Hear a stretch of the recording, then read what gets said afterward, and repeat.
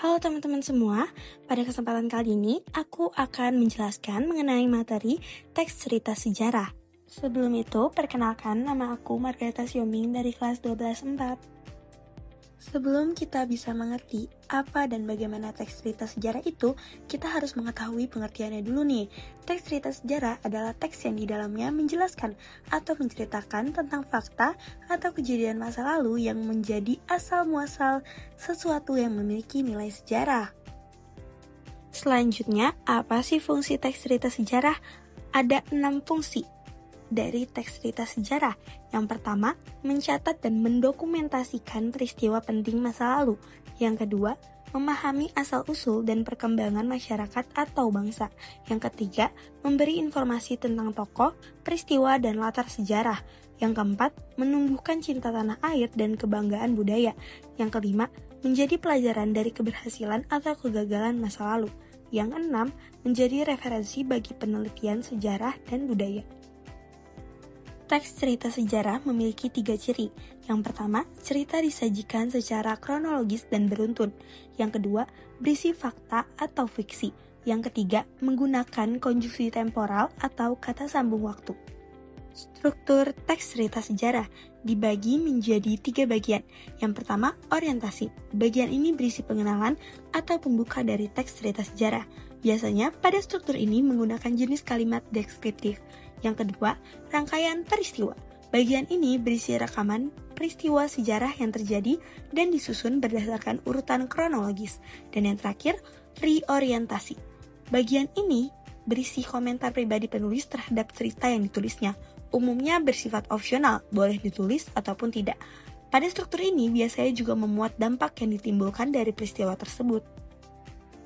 Terdapat 2 jenis teks cerita sejarah, fiksi dan non-fiksi.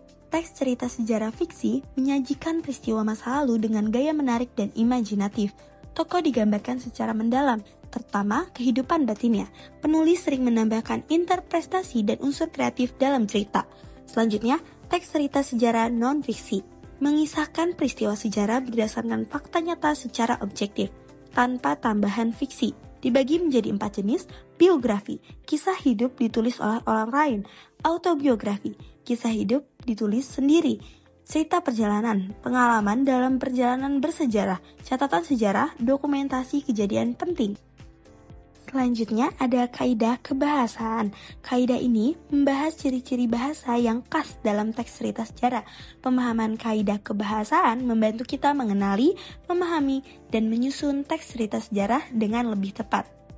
Kaidah kebahasaan yang pertama adalah kalimat bermakna lampau, menggunakan kata-kata yang menunjukkan kejadian masa lalu, seperti telah, sudah, terbukti, dan lain-lain. Yang kedua, konjungsi temporal, kata hubung waktu untuk menunjukkan urutan peristiwa, seperti kemudian, setelah itu, sejak saat itu, mula-mula. Yang ketiga, kalimat langsung, menampilkan ucapan tokoh secara langsung, contoh, merdeka atau mati, seru Bung Tomo. Dan yang keempat, kalimat tidak langsung, menyampaikan ucapan tokoh melalui narasi, contoh, ia menyatakan bahwa perjuangan belum selesai. Yang kelima, kata kerja mental, menggambarkan sikap atau pemikiran tokoh, seperti berpikir, kecewa, setuju. Yang keenam, kata kerja material, menunjukkan tindakan fisik seperti berlari, melempar, tersenyum. Yang ketujuh, kata sifat, untuk mendeskripsikan karakter, tempat, atau suasana, contoh, berwibawa, prihatin, khawatir.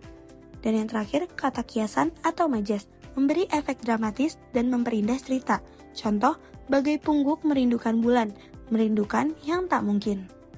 Sekian penjelasan mengenai teks cerita sejarah. Semoga teman-teman semua dapat mengerti.